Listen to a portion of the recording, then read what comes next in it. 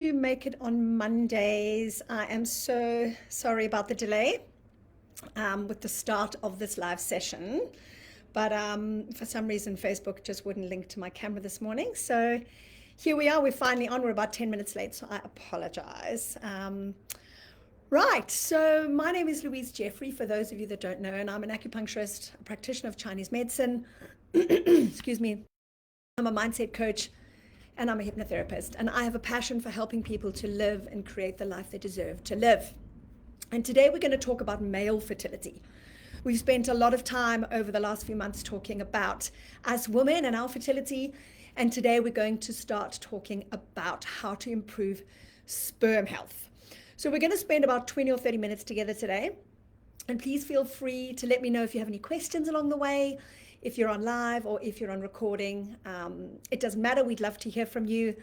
I'd love to hear if anything resonates with you, if if there's anything that doesn't resonate with you, if there's any questions you have, just let us know and pop it into the comments box, and I will do whatever I can to answer those questions for you, even while we're on live, if you're on live with us. Anyway, so I'd love to know if you are on live, just send me an emoji or send me anything. Just say hi. It would be good to know that you guys are there. So as I said, I'm going to share with you today our top 5 tips for improving sperm health. But I'm also going to talk about what determines sperm health, so the parameters, what causes male fertility problems, and then I'm going to share with you 5 ways that you can improve sperm health and how you can help your partner if you're on and you're listening for your partner, how to improve your partner's sperm health, or if you're listening for yourself, then how to improve yours. All right, so before I start, I just wanted to give some context around sperm health, and I wanted to share some statistics with you. Did you know that about 1 in 5 Australian couples have trouble conceiving, and that male infertility is actually a contributing factor in about half of infertility cases? Now, in the US, for example, we know that more than 3 million men are considered infertile. And these are only the ones that are actively trying to conceive. So the startling truth really is the average male sperm count dropped 45% from around 113 million sperm per milliliter to around 66 million per milliliter, right? From 1940 to 1990, right? And so in that 50-year period, right, we know that the number of men with low sperm counts has tripled, right? So what this means is that the average sperm count of a 30-year-old today is about a quarter of what it was back in the 1920s or the 1930s. And for me, that's a really stark truth. You know, something has changed, something has happened in that period of time, and that's what we're going to talk about today. And the beautiful thing about this is that there are things that you can do to really help your sperm health. We see this in clinic a lot. We see people turn things around, and it's really, really beautiful. So I want you guys to know that whilst that does feel like a lot of doom and gloom, the great news is with some lifestyle and other changes, which I'm going to discuss in more detail, for a lot of men, things can actually change for the better in just a few months. Now, the cause of this stark decrease, right, appears to be that there's an increased exposure to environmental pollutants in our environment today. So either during the time that we were in the womb, right, if we're men, or later in life, this exposure to environmental pollutants is what is causing the decline in our sperm health. And this is what seems to be the case. So research also tells us that the pregnancies of partners of men that are exposed to high levels of environmental pollutants are also affected, right? So we find that, or the research has shown that there are higher stillbirths and premature delivery in the men that are exposed to environmental pollutants. All right. So the funny thing is, what we experience in clinic is that most times, although it's not always, right, but most times it's actually the woman who drives the fertility journey. And this generally happens because women's fertility tends to decline more quickly than men's, right? So for us, it's more top of mind. By the time we reach our early 40s, and if we're looking to start or to continue a family, we become acutely aware that time may not be on our side, right? And us women are born with all the eggs we're ever going to have. Whereas for men, the decline of their sperm only starts to happen at around age 50, right? And in fact, the sperm regeneration cycle is about 64 days. So new sperm are generated every couple of months. So there's less of a ticking clock for men than there is for women. So it's not absolute, but certainly what we tend to find is that it's often the women who are the ones that are more focused on the fertility journey. But that's really why we want to empower women with this information today, so they can share it with their partners, or hand this video over to your partner and get him to listen to it if he's really, really interested in what he can do to help with his sperm health. All right, so let's move on to what determines sperm health. And I'm just going to touch briefly on the parameters of sperm, so that you can understand what the parameters of sperm are and how they're actually impacted. Okay, so sperm health depends on a number of factors, but the three that we're going to discuss today are sperm count, motility, and morphology. So essentially, it's just the quantity of sperm you have, the movement, and then the structure of those sperm. All right, so let's talk first of all about sperm count. How many sperm there are. That's what sperm count is. Now, men are most likely to be fertile if their ejaculate, which is the semen that's discharged in one single ejaculation, contains at least 15 million sperm per milliliter. All right, so we want anything upwards of 15 million sperm per milliliter. Now, if there's too little sperm in an ejaculation, it can obviously make it more difficult to get pregnant because there are fewer candidates available to fertilize that egg. All right, does that make sense? So it's all about the number of sperm, the sperm count, the number of sperm in each ejaculate. Now, the number 2 parameter that we're going to look at is motility. All right, and this is the movement of the sperm. Now, for the sperm to reach and to fertilize the egg, right, they have to move, and they have to move quite well. All right, so they have to wriggle and they have to swim through a woman's cervix, up the uterus and into the fallopian tubes. Now, if you have 40% or above of your sperm moving, then you are considered fertile, all right? But anything below that is going to be considered suboptimal. So we want to have 40% or more of your sperm, moving. We want to have a motility of about 40% or above. And then the last parameter is morphology. Now, this is really the form or the structure of the sperm. Now, it's normal for all men to have a certain amount of abnormal forms in their sperm. Not every single one of those sperm are going to be perfectly formed, but normal sperm have oval heads and long tails, okay, which work together to propel them. Now, whilst morphology is not as important a factor as sperm count or motility, the more sperm you have with a normal shape and a normal structure, the more likely you are to be fertile, right? Does it make sense? So we want to have a certain percentage of abnormal forms. And there's actually a number of factors that contribute to these parameters, which is count and morphology and motility. There are a number of factors that contribute to these parameters being outside of their limits. And sometimes the cause of a low sperm count is actually unknown, but sometimes we can attribute a low sperm count to certain things. And I'm going to just talk about those briefly. There are certain things like hormonal imbalances might cause issues with sperm, trauma to the testicles. So, for example, sporting injuries, sometimes cycling or horse riding or something like that. Or if you've had a trauma to your testicles from some other incident or event in your life. Undescended testicles, even those that were repaired early on in life. And obviously this is something that's picked up when boys are quite young, the undescended testicles, but that tends to be a risk factor for sperm issues later on. A varicocele is another one. This is just an enlargement of the veins within the scrotum. So it's not unlike varicose veins that can appear in our legs, for example.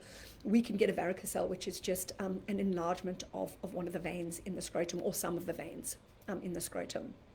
Another thing that can impair our sperm is orchitis, which is inflammation of one or both of the testicles. And this is generally most often due to infection. STDs can affect our sperm. So that's if we've had a history of sexually transmitted diseases in the past or infections. Sometimes when men have difficulty with ejaculation, that can affect the quality and quantity of the sperm. Certain medications can also affect the sperm. And then also any prior surgeries that we've had in that particular area of the pelvis or below can also affect the sperm. And then the last thing is age. Age can also play a role. So as I said earlier, the ability of the sperm to move and the proportion of normal sperm tend to decrease with age, right? Which affects our fertility. So especially after the age of 50 for men. So these are factors which we may not have within our control. And these are obviously certain factors that your fertility specialist will talk to you about. They will look at your history and they'll see if there are any of these things that may be affecting your sperm. But there's also a number of factors over which we have more control. And these are the most important ones because this is where we can make the biggest impact. All right, and I'm going to talk about those factors that are within our control. So I'm just looking to see if there is anyone on. Oh, hi, Lisa. Hi, my love. Good to see you. Good to have you on with me. All right. So let's talk about these factors. Number one is alcohol, right? Now, there's no doubt, and we know this, right, from research that heavy alcohol consumption has a really negative effect on sperm count and sperm function, right? Research has told us this. But we also know that mild to moderate drinking, so around 2 to 5 units per week, seems to do very little harm to the sperm. So if you are somebody who binge drinks or who drinks, a heavy amount of alcohol, so anything above 5 units a week, you're definitely going to want to look at bringing that back if you have any issues with your sperm. Now, if you have a hot constitution, all right, so you won't know this unless your Chinese medicine practitioner or your acupuncturist has told you, but if you have a hot constitution, your acupuncturist is going to advise you to avoid drinking alcohol altogether, right? Because alcohol is actually a stimulant and it creates more heat in the body, which is really not good for your sperm. All right, so that's alcohol. And if you're not sure if you have a hot constitution, ask your Chinese medicine practitioner, they'll be able to tell you. But if you're somebody who finds you're more hot than cold, who may struggle to sleep, you may have a busy mind, you may be somebody who has a hot constitution and you'll need to talk to your acupuncturist about that. All right, the second thing is smoking. Now, pretty much all the studies that have looked at sperm and smoking have shown that smoking tobacco or marijuana actually has a really harmful effect on our sperm. All right, so if you are concerned about your sperm, if you have had any issues with count or morphology or motility, then smoking really needs to be cut out, unfortunately. It's really one of those things that really has a negative effect on our sperm. The third thing is coffee. All right, now coffee, a little bit is fine for most men, and just like women with fertility, a little bit is fine. But by a little bit, I mean maybe 1 a day or a few times a week. But too much, which is more than 2 cups a day, research has shown us that this damages the DNA of the sperm. All right, and again, if you have a hot constitution, coffee intake should really be limited. All right, so we want to really keep the coffee intake down. And if you're concerned about your own particular situation and how many cups of coffee you drink a day, chat to your acupuncturist or your Chinese medicine practitioner. They'll be able to tell you what is acceptable depending on whether you have a hot constitution or not. All right, the fourth factor within our control is weight. Now, we also know that high BMI is associated, unfortunately, with decreased testosterone and increased estrogen. And neither of these are really good for a man's sperm count or quality. All right, so we know, unfortunately, that that extra weight plays havoc with the hormones, and that unfortunately affects our sperm count and our sperm quality. All right, let's talk about sex and how and when we should be having sex during the cycle. So we know that frequent sex improves the quality of the sperm in an ejaculate, right? But we also know that a few days of abstinence from sex actually increases the quantity of the sperm. So I'll say that again. Frequent sex, so more often, improves the quality of the sperm. But a few days abstinence, in other words, if we don't have sex for a few days, it actually increases the quantity of the sperm, so the number, the sperm count, all right? Now, as a woman, if you know when you ovulate, then sex daily around this time is actually recommended.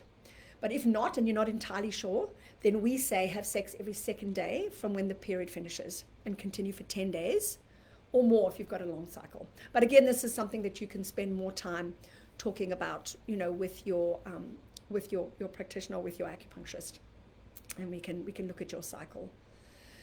All right, the fifth factor that is within our control, and this is a big one: fumes, chemicals, and toxins. Now, we know that men exposed to chemicals or fumes at their workplace have low sperm counts and poorer morphology. All right, so we know this from research.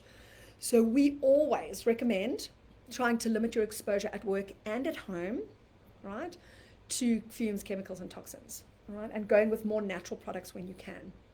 So you might want to go into your house and look at the household products that you're using, whether it be your personal toiletries and products, your shampoo, your conditioner, your soap, your cleaning products, and go more natural, right? And start to limit the amount of chemicals and toxins that you have in your environment.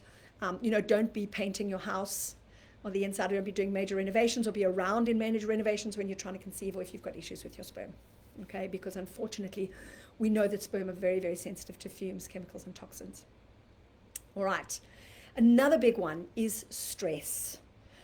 Now, because stress is endemic in our society, in other words, we've almost got kind of used to it and we live with it every day, right? The problem with it is that those of you on this fertility journey will know that the infertility journey causes stress, right? But in a cruel and very vicious cycle, stress has been shown to reduce sperm quality. So we know that infertility causes stress, but then stress impacts our fertility as well at the same time. So this is why we spend so much time talking about stress management and making sure that we encourage you to take time every day to relax or exercise, to make sure you get enough sleep, to spend time in meditation. Yeah, really, really, really important. We need to bring the body back down to parasympathetic nervous system dominance, which is really where we're in the relaxation response. Okay, really, really important. Then moving on to diet. All right, so we know that too much sugar in our diet and eating a diet that's too high in artificial additives, colorants, and flavorings can negatively impact our sperm quality. All right, so making sure that we're moving into more healthier foods, and I'm going to talk a little bit about that when we move on to our top 5 tips for creating healthy sperm. Clothing, another big one. So when sperm is being manufactured in the testicles, we know that the manufacturing of the sperm actually works better at cooler temperatures, which is why the testicles are carried outside the body, okay?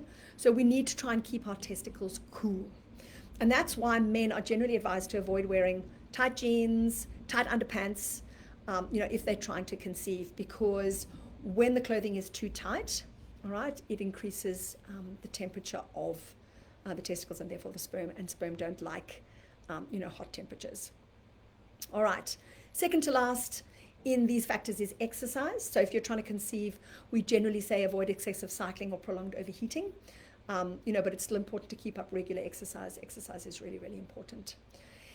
And then lastly, but not least, mobile phones and laptops, all right? So our electronic equipment. Now, some reports indicate that electromagnetic radiation from mobile phones is associated with hormone changes. And we also know that long hours of use is associated with reduced fertility. So what we say is that it's best not to keep your mobile phone in the side pocket of your trousers because it's really very close to your testicles, okay? Try to limit its use. I always say, that at night we should be switching off all of the routers in the house. That's what I do every single night. Switch off your routers, put your mobile phone into airplane mode so that it's not constantly looking for a signal and not emitting, EMFs and electromagnetic radiation, okay, because sperm are very, very sensitive to that. But definitely keep that mobile phone away from your testicles, so don't put it into your pocket where it's really, really close. All right, so what is the best way to produce healthy sperm?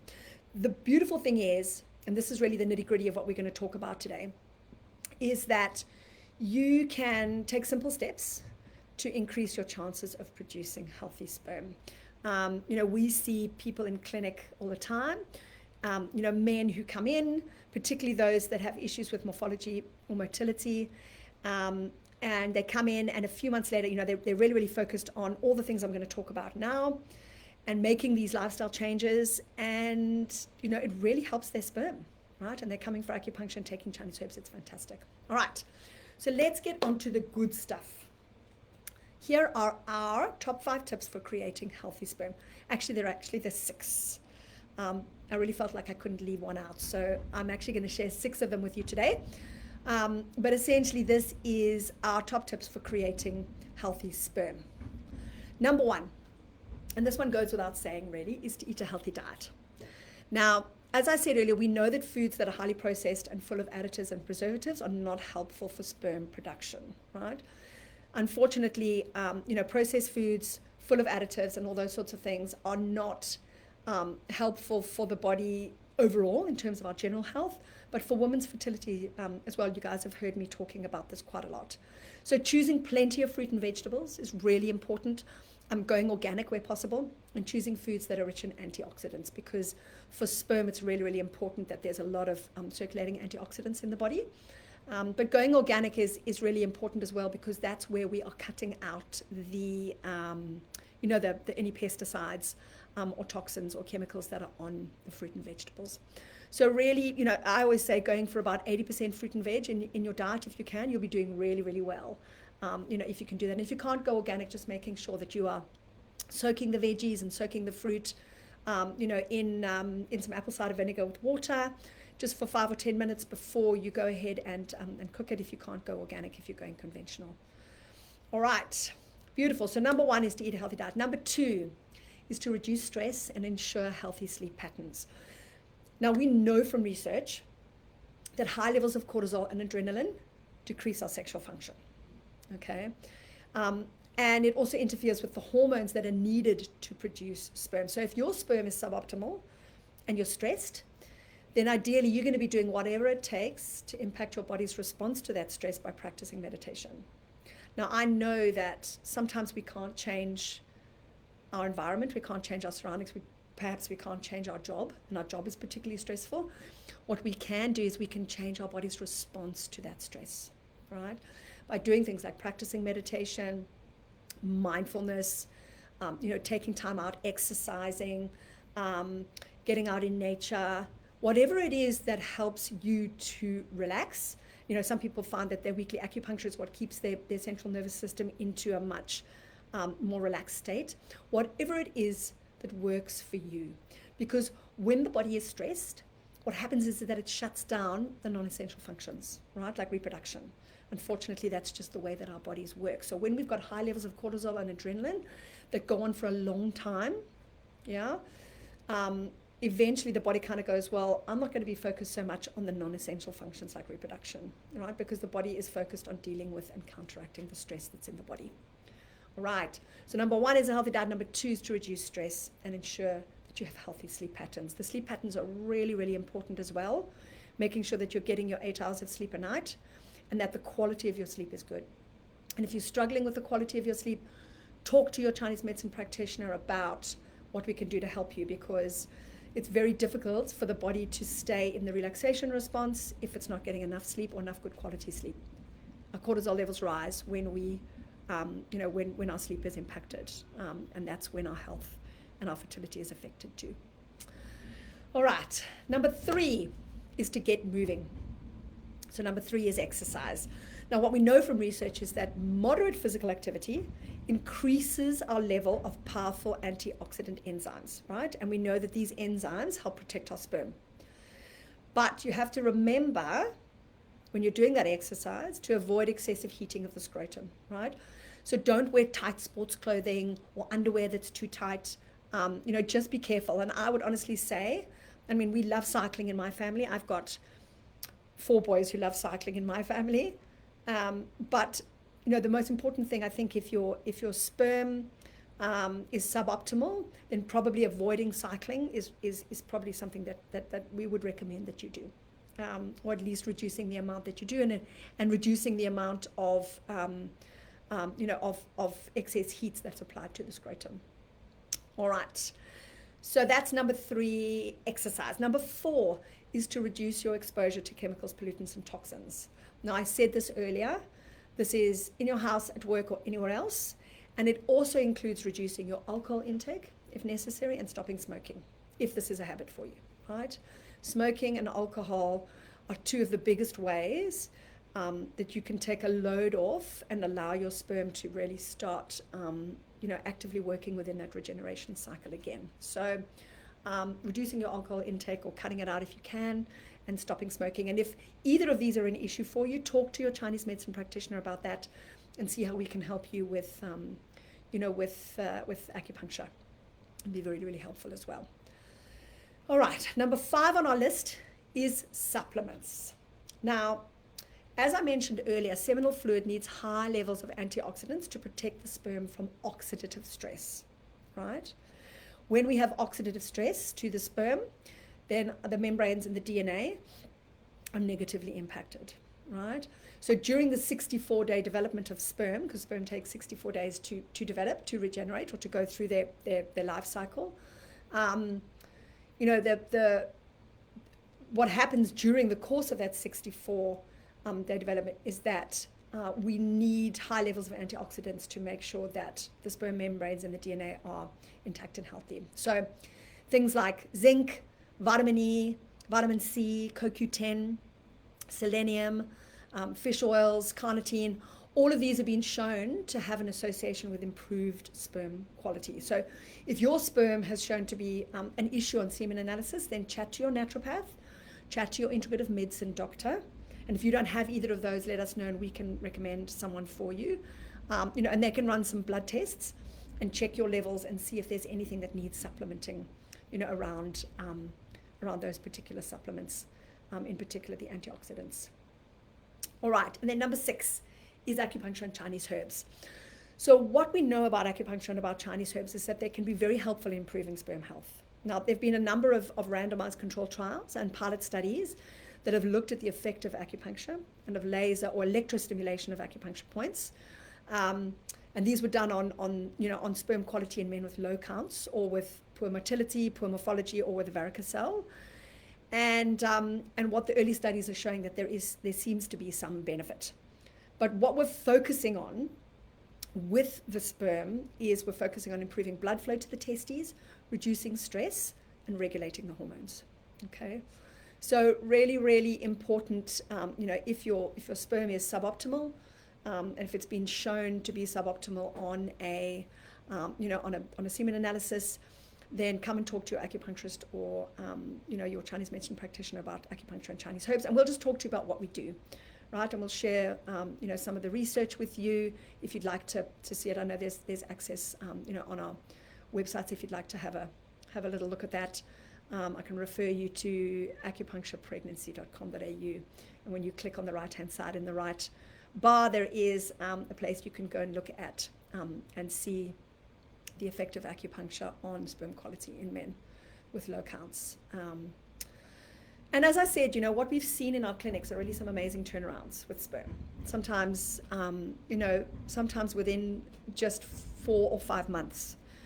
We've seen some men come in with motility and morphology, and with their lifestyle changes and with acupuncture and Chinese herbs, their sperm has certainly improved and sometimes even returned to normal. So what we want is for you to know that there are a lot of factors that are within your control, that it's not something that you can't impact at all. And I think it's quite empowering to know that there's a lot of things that you can do. So I'm just going to touch briefly on them one more time. Number 1 is to eat a healthy diet. Number 2, to reduce stress and ensure healthy sleep patterns. Number 3 is to get moving. Number 4 is to reduce your exposure to chemicals, pollutants, and toxins. Number 5 is supplements. Speak to your naturopath or your integrative medicine practitioner. And number 6 is acupuncture and Chinese herbs. So a lot of people actually ask us, when is it time to seek help? When do I need to start looking at the sperm? If I haven't had a semen analysis yet, if I don't know what my partner or, my partner's sperm is like, when is the best time to seek help?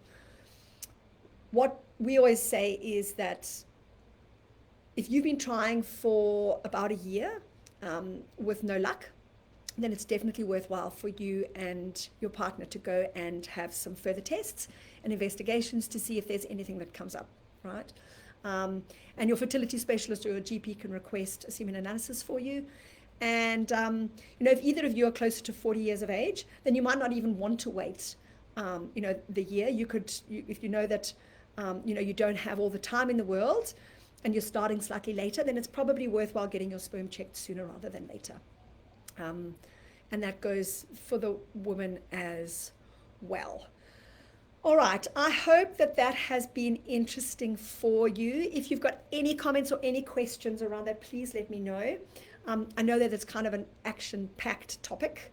There's a lot of information to share around sperm health. But I hope it's been helpful. And as I say, if it has, let me know in the comments. This is our last live for the year. So we'll be back in early to mid-Jan with more lives. We're kind of winding down for the year. And I hope that you guys have a wonderful festive break. I hope that you're getting some time off. And I hope you get some precious time with your loved ones. If you celebrate Christmas, then over Christmas time too. But I'm going to sign off now and hope you have a beautiful rest of your day. Bye for now.